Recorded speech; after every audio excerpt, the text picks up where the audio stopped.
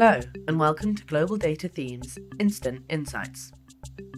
At Globaldata, we define a theme as something that keeps a CEO awake at night, as businesses that invest in important themes will succeed, and those that don't will fail. Hello, and welcome back to Instant Insights. I'm Francesca Gregory, and I'll be chatting to Alice Popple from Globaldata's consumer team. We'll be discussing some top predictions from the team's Consumer Trends to Watch in 2023 webinar. Hi Alice, how are you? Hi Francesca, yeah, I'm great, thanks. How are you? Yeah, I'm well, thanks. Thanks for fitting us in this run up to Christmas. Just to start off, can you tell us about your first prediction? Yeah, so in total in the webinar, we covered 16 trends across 3 different sections. And I think the first section was all to do with value for money, which all sort of cover like inflation-based trends. And personally, I think that the first section is definitely the most relevant overall out of the 3, just to do with the current economic crisis.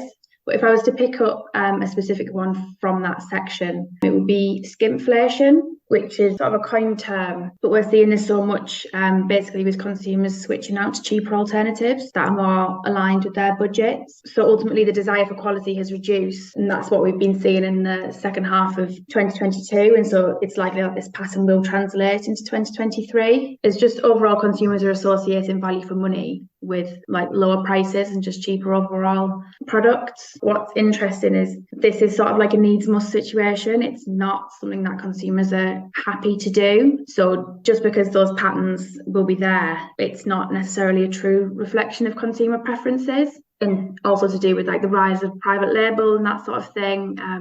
Great.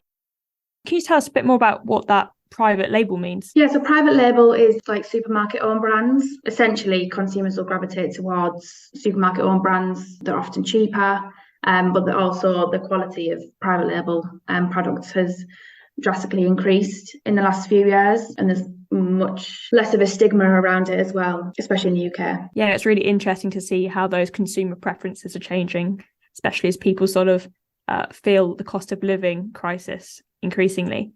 So what's your second prediction for 2023? Yeah, so I've taken the second one out of the second section, which was all around health-based trends, which is definitely nothing new to anyone's radar. But yeah, it's just becoming more and more apparent, especially post-pandemic, that it's still extremely important for companies to consider. And they're not all relevant to all companies and all strategies, but definitely health is one to bear in mind. So the top trend that I've picked out from that section specifically is conscious food swaps.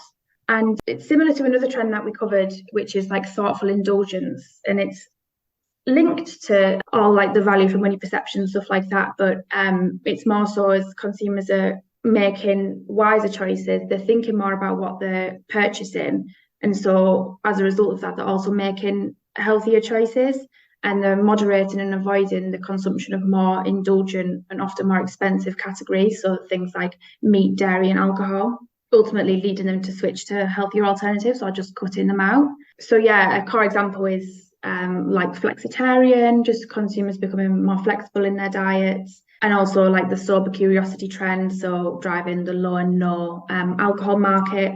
Yeah, I think it's important for these conscious food swaps to be available in the market. So healthier variants of products, also just brands emphasizing, going back to the value for money, like emphasizing like a lower cost alternative, which has also got these health claims or plant-based claims, or how consumers can make like a plant-based lasagna, for example, using 40p tin of lentils compared to buying mincemeat, that sort of thing. But it all just stems from consumers just thinking more about what they're spending the money on and how they want their purchases to align with their lifestyles.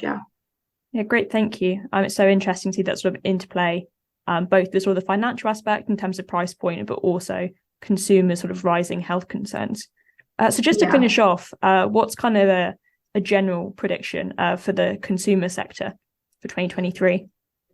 Yeah, so the The one I've picked out from the last section, which is sort of just about consumers being in control and how consumers can sort of put these trends into action, really, is check the label. So it's basically, as consumers are becoming more aware of their consumption habit, they're actively making more informed decisions, as we've mentioned, which involves like checking and interpreting the labels on the products that they're going to buy in order to like ensure that they align with what they want.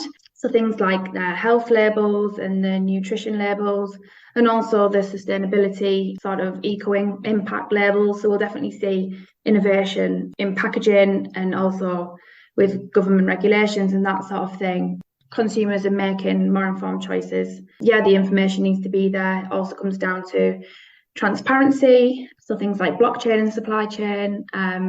So consumers can really know what's going on and nothing's sort of hidden behind the surface. I think, checking the label is going to be more common, and that also is going to be a huge driver for innovation with packaging, especially.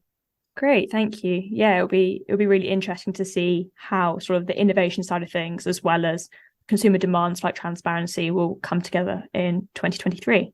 Well, thank you, Alice, for those instant insights. Thanks for listening. And from us at Global Data Thematic Intelligence, see you next time.